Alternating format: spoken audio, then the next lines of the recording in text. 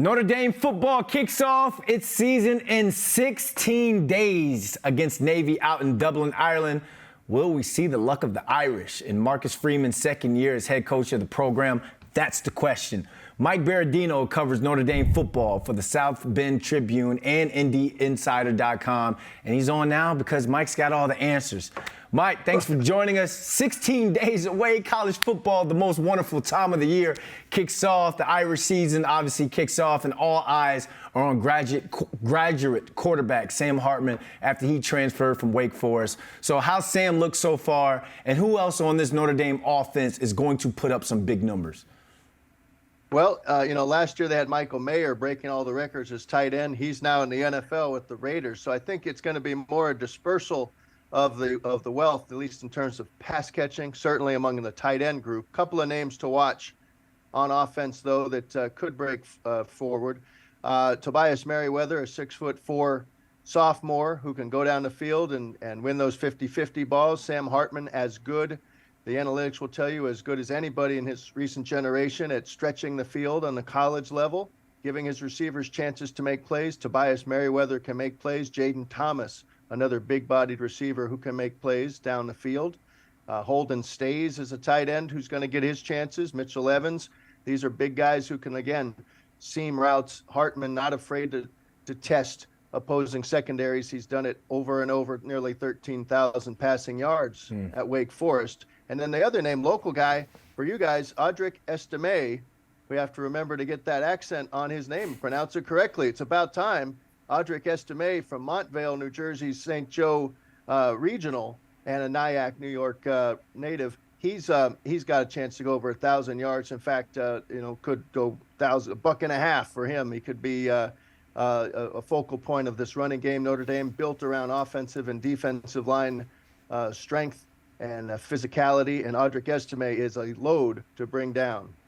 Get that accent mark ready when you say Estime, and get that accent ready for when they go over to Ireland. It's a different type of English being spoken over there. All right, offense sells tickets, defense wins championships, or even gets you in the college football playoffs. So defensively, who are your players to watch? Well, the returning cornerback, Ben Morrison, was a freshman All-America last year. He's got a chance to be a flat-out All-America at corner. People will not test him a whole lot. He had 6 interceptions last year, but he's a shutdown corner. Jalen Sneed is a name that's going to break forward, I believe, off the rover position. They're going to move him around, give him a chance to rush the passer. Isaiah Foskey now in the NFL with the Saints, so it's Jalen Sneed time, along with Jordan Botello, Junior Toli Halamaka as well off the Viper spot. And then a local guy as well, Bergen Catholic's own Javante Jean-Baptiste has transferred in from Ohio State, grad transfer, and he was blocked by a very deep Ohio State defensive line. But even in his limited reps, he would get to the quarterback, did so in the big game against Georgia in the college football playoff semifinal. So he's going to be an important part of the pass rush up front for Notre Dame. All right, we got offense, defense. Let's talk about coaching. Marcus Freeman is going into his second year as the head guy in South Bend. How much pressure would you say is on Freeman to have this team make some noise on the national level? And what are the overall expectations on Coach Freeman? Well, the expectations are always sky high for Notre Dame, regardless of where you are on that timeline. And Marcus Freeman knows it. But they turned things around last year, as you know, Brandon, after an 0-2 start, including a home loss to Marshall, and made it to the Gator Bowl, won the Gator Bowl. But this year, the expectations are higher. The hope is to get back to the college football playoff for the first time under Marcus Freeman. It happened twice in the late part of Brian Kelly's reign here in South Bend. But the indications are up. They have a quarterback who has never been surrounded by this much overall talent, and yet has produced at a record-setting level throughout his career. That's 24-year-old Sam Hartman. You give Notre Dame and first-year offensive coordinator Jared Parker a proven commodity under center or out of the shotgun, however they want to do it. And this is a guy who can win games. He's not a game manager. He's a game winner if necessary, but plenty of talent around him. Marcus Freeman upping the ante, I think, a little bit with the intensity. Certainly in the practices that we've seen so far, some of those moments have gone viral. because he's certainly going to coach him up from a place of love, as he likes to say, but he also needs to see results, and his team knows it. Yeah, especially when you're trying to make it into the college football playoffs. Accountability is the thing. If you mess something up, you got to make sure you get it right, because at the end of the day, you could be in some sort of big game, and if you don't get that detail, that small detail right, the magic doesn't happen. I wanted to, with all this news about the realignment going on with a lot of these conferences, the Pac-12, obviously, the Big Ten, there's reports that Notre Dame is, quote, pushing hard for Cal and Stanford to join the ACC. What do you know about this report, and what are your thoughts on it?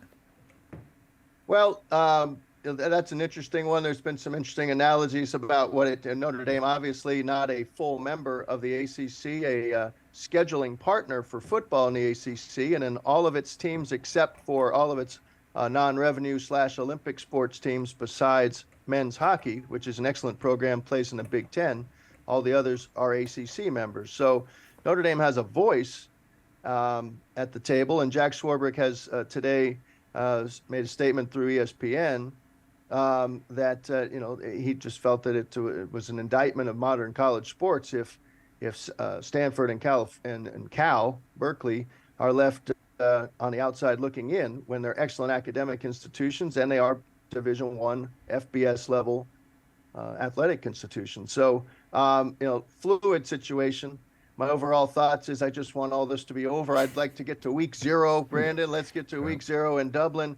But it has been an incredible stretch of rumorama and franchise free agency. Essentially, that's what these are. It's not really necessarily a pure amateur sport. We know that. We're in the era of NIL, grad transfer. We're in the era of immediate transfer waivers, the transfer portal, thousands of players in those. And now you have conference transfer portal as well. And that thing has been humming in August.